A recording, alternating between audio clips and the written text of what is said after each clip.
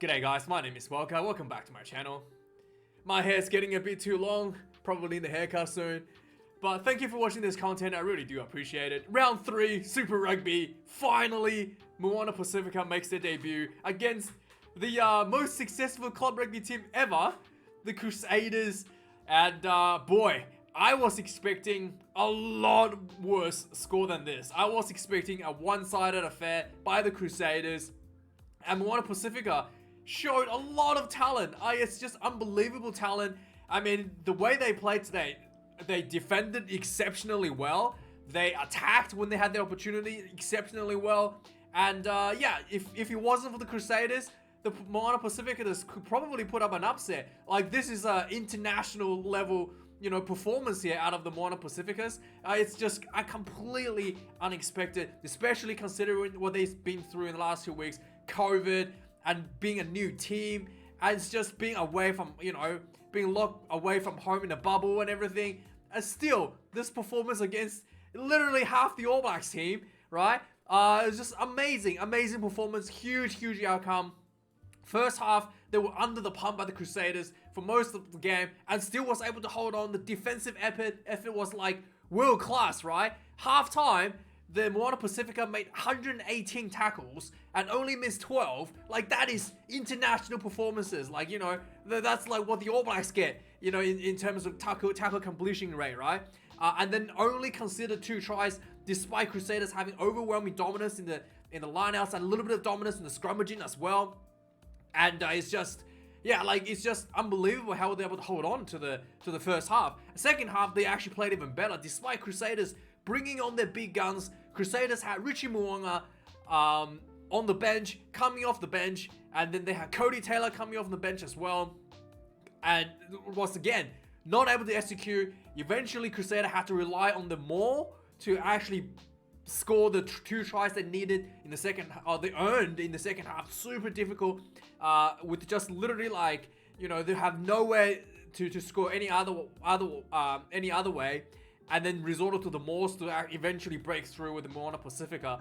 And then also, Moana Pasifika was actually, at periods, dominating the Crusaders, having territory, controlling the game, putting Crusaders under the pressure in the second half, giving away penalties, forcing penalties out of the Crusaders. It was super impressive, and scoring a try as well due to just pressure inside the Crusaders 22, like uncharacteristic pressure for the Crusaders 22.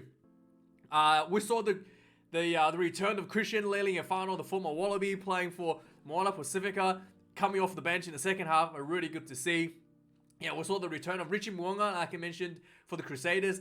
And also we saw the return of Ethan Blackadder for the Crusaders. He played in the first half. And Crusaders did opt to put some of the starting players a rest this week. So it's not completely, you know, the All Blacks B team that was on the field today. So Seth Rees, Will Jordan, David Havili, Scott Barrett, and Sammy Wylock, just some of the big names that wasn't playing today. So it was, you know, a team that is missing some of the key players, and also with a couple of good big returns as well. And yeah, this is you know, against the team, the caliber of Crusaders, the first, you know, professional match ever, you were able to put up such a good show. I'm super impressed, and I'm super concerned that this team is probably going to go on to beat some of the Wallabies teams. I'm concerned for some of the Australian teams looking at the performance here. So yeah, just some quick stats here, right?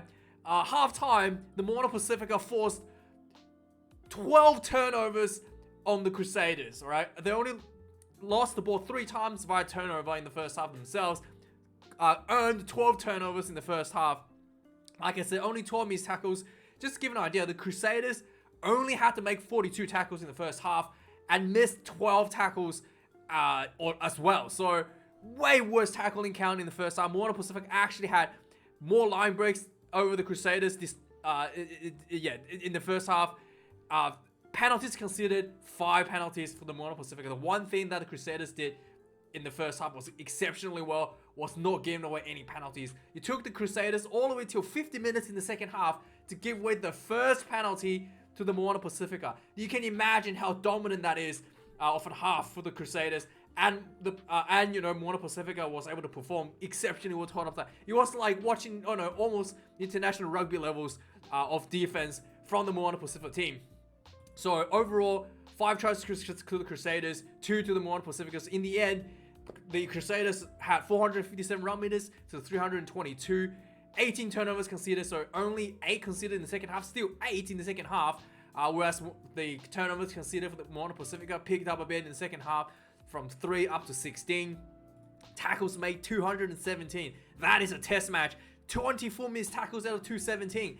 That is international test level of completion rate. That is better than the Crusaders having 20% missed tackles out of only making 100 tackles. That is like A+ for the defense. Absolutely spectacular effort for the Moana Pasifika. Lineouts are a little bit of an issue. Again, the set pieces with a lot of these new teams, especially just because they haven't been working with each other for that long, the set pieces always a struggle. Lineouts had a bit of an issue there.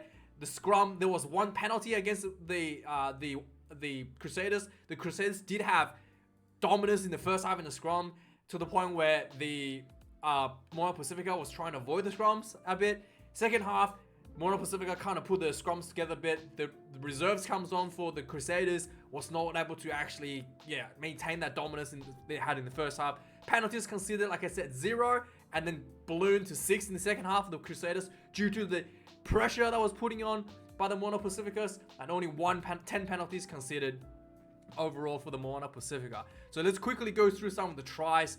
So right off the bat, you can see that the Crusaders were just pumping the Moana Pacificas, and they actually showed a bit of respect right at the start and opted for a penalty kick, and they missed. So there's no penalty considered for penalty points conceded, but Crusaders did go for a penalty kick right at the start to try to to actually show a lot of respect to the Moana Pasifika team. It was the Moana Pasifika was able to literally hold, and not able to give away any points. And the Crusaders was just hitting a brick wall for about the first 10 minutes. And then eventually, Moana Pasifika makes a break from a quick turnover. And then they just linked up perfectly with Funaki goes in for the first try. First try against the Crusaders after, being under the pump for the first 10 minutes, basically. Just beautiful counter-attack, beautiful linking each other. Eventually, they got close to the Crusaders line. Bit of a big overlap out wide. Throw the ball, big cutout pass to the winger. Easy as that. Against the Crusaders, who would have thought? And then Crusaders kept on the pressure pumping in the first half. On the 23rd minute, Crusader finally gets over with Duche in the. I can't remember exactly what happened, but it finally gets over on the 23rd minute. And then again, 5 minutes later, just super hard work. Ethan Blackadder just keeping the pressure on the Moana Pacificas, literally not giving them any opportunity to even get into the Crusaders half. Ethan Blackadder gets on the second try on 28.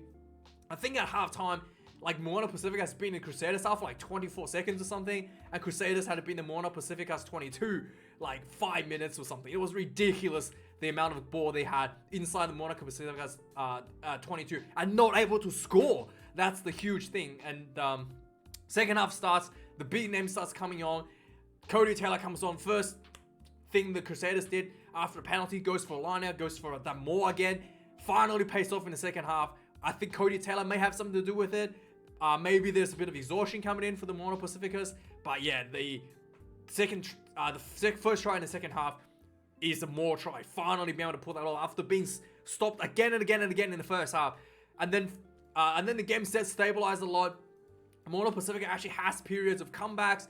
Unlike the first half where they're barely able to get inside the Crusaders half of the field, they were able to actually put pressure on. Eventually, 67th minute, the Crusaders were actually defending really well after giving it quite a few penalties, and then it looked like Crusaders stole the ball and got themselves out of jail. Rishi Muon gets the ball. He tries to run the ball out from his own try line. He gets kind of 5-10 meters out. He gets tackled. He turns around. As he's going down, he turns around. He tries to offload. And it's, what's his name? Pablo Matera, who's had a really good game, by the way. Was looking like he's going in for the cleanouts. Did not expect Richard Moana to throw the ball at him. So Pablo Matera just knocks the ball on. And then Moana Pasifika recovers it. Anisi gets the ball, goes in for a freebie, essentially. I wouldn't say a freebie, but this was just like overwhelming pressure from the Crusaders for an unforced error. And finally, Crusaders really wanted that bonus point, 3 tries lead. In the overtime, they kicked the ball out, got a penalty, kicked the ball out. Again, a perfectly set up rolling maul. Cody Taylor executed perfectly again, gets the ball down for the 5th try for the Crusaders. Final score, 12-33. Richie Moana misses the conversion at the end, but you know, this is history. Moana Pasifika is showing they are at the level of Super Rugby, and I'm super concerned to the Australian teams. There could be quite a number of upsets coming up in the near future, guys. So yeah, let me know your thoughts on this game. Let me know if what do you think? Are you impressed by Moana Pasifika as I did? Thanks for watching, guys. I'll see you guys later tonight. Cheers.